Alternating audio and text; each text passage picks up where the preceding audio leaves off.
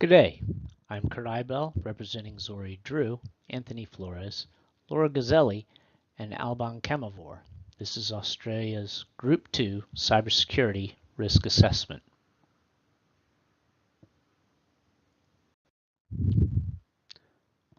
Today's discussion covers the cyber risks that the Australian contingent will meet while participating in the Five Eyes Global Economic Summit. The discussion begins with what FEVI is and why Australia participates. It presents the cyber landscape of the event and the threat levels for exposure to cyber attacks from European and ASEAN nation states, or activist groups, and from partner countries in the FEVI community, as well as the insider threat.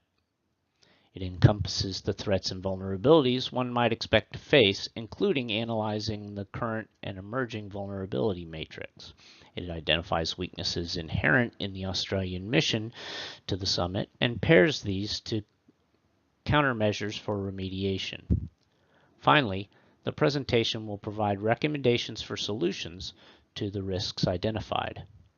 The cyber teams attempting to infiltrate the FEVI participants are the very best in the world, which requires diligence and attention to every detail to protect the information in Australia's trust. The origins of FEVI began with the US and UK governments sharing signals intelligence concerning the Soviet threat. The alliance has grown to include Canada, New Zealand, and Australia, as these were Commonwealth nations, and expands its focus to encompass defense, human, and geospatial, as well as signal intelligence, concentrating on the cyber domain. The Global Economic Summit is this time held in London, and each nation is responsible for supporting its network segment. Each network requires compatibility with the infrastructure of partner nations to facilitate information sharing. Where might an attack originate? Non-FEVI member European and ASEAN nation states present a threat due to the information that FEVI collects centers on national security intelligence. This data might also contain some significant competitive advantages for a nation's businesses. The danger is unusually high from Eastern European countries and China, while other major Western nations present a medium risk, and minor nations in Central and South America and Africa demonstrate a low risk. The FEVI partners themselves pose a significantly high threat. The NSA and GCHQ maintain powerful surveillance mechanisms and offensive cyber capabilities and do not restrict themselves to adversarial nations. Canada and New Zealand pose a lesser threat, but could face coercion from the larger countries for specific information or access, so pose a medium threat. Activists are of a particular concern and a high threat, as they may have ties to nation states, which could complicate diplomacy. Due to Edward Snowden's revelation that FEVI countries monitor their citizens' communications, privacy advocates present a threat because they have particular interest in discovering any way to embarrass and break up the alliance. Anti-US or anti-Western hegemony groups may also pose a threat for similar reasons, but rate a medium threat. Since the stated goal of FEVI is to prevent terrorism, radicals and subversives may try to gather intelligence using the FEVI surveillance apparatus, and also present a high threat. Employees and representatives of Australia present a threat through carelessness or neglect, or infiltration and malicious insiders. Insider threats pose a high level of danger due to the information available to them. According to the National Institute of Standards and Technology in America, cyber threats come from many attack vectors. There are natural threats such as typhoons, dust storms, or electrical outages that damage facilities and cut off service. There are physical threats such as theft, war, or even environmental effects similar to the Fukushima disaster. However, most are familiar with operation or technical threats. These occur when someone circumvents the confidentiality, integrity, or availability of data or systems. examples of which include allowing someone else to use their login credentials or passing a document to an unauthorized person.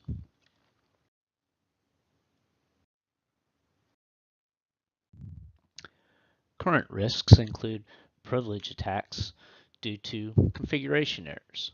The most damage occurs with the compromise of an administrator account. Limiting, compartmentalizing, and monitoring these accounts is crucial. Attacks against passwords, such as dictionary or brute force attacks, pose a threat as well. Implementing complex passwords, such as requiring passwords of 15 characters made up of alphabetical and numeric characters in upper and lower case, and with special characters, mitigates the risk to some degree. However, the insider threat poses the highest risk. Train users not to succumb to social engineering, such as phishing attacks, and monitor the behavior of those with access to privileged information to prevent theft. Emerging risks are those that are relatively new and developing. Cloud computing revolutionizes storage and processing capabilities, but brings with it new threats. The concern for privilege escalation threatens the expansion of cloud services. Mobile devices also present a danger. Federation poses a problem due to ownership and employees' rights, and the ease to corrupt a device with malware is significant. Privileged access management solutions allow for application control and the ability for rules to elevate applications based on policies. Ransomware is a relatively new risk posed by the insider threat. Mitigation requires regular backups and training users not to click on unknown or unverified links. Members attending FEVI in London are vulnerable to few natural or environmental threats at the summit, although the risk of a terrorist attack and the reliance on stable power always exists. Anyone dependent on technology is vulnerable to failure of equipment, software, or the theft of that equipment. The interconnectedness of the internet makes one vulnerable to penetration, either through zero-day attacks, advanced persistent threats, worms, viruses, or Trojans. However, the most significant vulnerability is the FEVI contingent themselves. Attackers can usurp privileged users who have authority over systems or infiltrate trusted third parties. Careless users can circumvent controls such as not securing unattended systems or fall prey to social engineering attacks such as phishing or baiting. Countermeasures are the implementation of controls to prevent or deter attacks.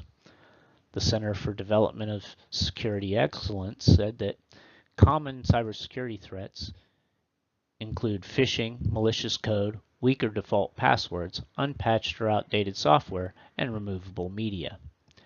Best practices include not clicking on unknown links or responding to suspicious emails. As the adage goes, if it sounds too good to be true, it probably is. Always scan attachments.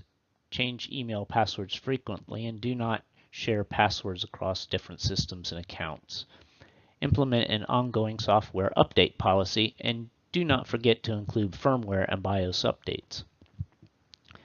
Limit the use of flash media and above all, encrypt.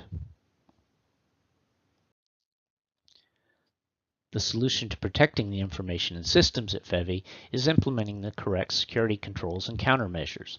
Preventative controls include firewalls and secure perimeters, while detective controls involve intrusion detection systems and fire alarms. Solutions are also corrective, as in security patches, or compensatory, such as a disaster recovery program. Each mitigates a specific weakness that the cybersecurity risk assessment identifies to ensure a robust defense for protecting the system's contents. In summary, this presentation discusses the cyber landscape of the event and the threat levels for exposure to cyber attacks from European and ASEAN nation states or activist groups and surveillance from partner countries in the FEVI community, as well as the insider threat. The presentation identified vulnerabilities inherent in the Australian mission to the summit and pairs these to countermeasures for remediation. It closes with recommendations for solutions to the risks identified. It's critical to reiterate that the forces attempting to infiltrate FEVI participants are the very best in the world, so require diligence and attention to every detail to protect the information in Australia's trust. Thank you.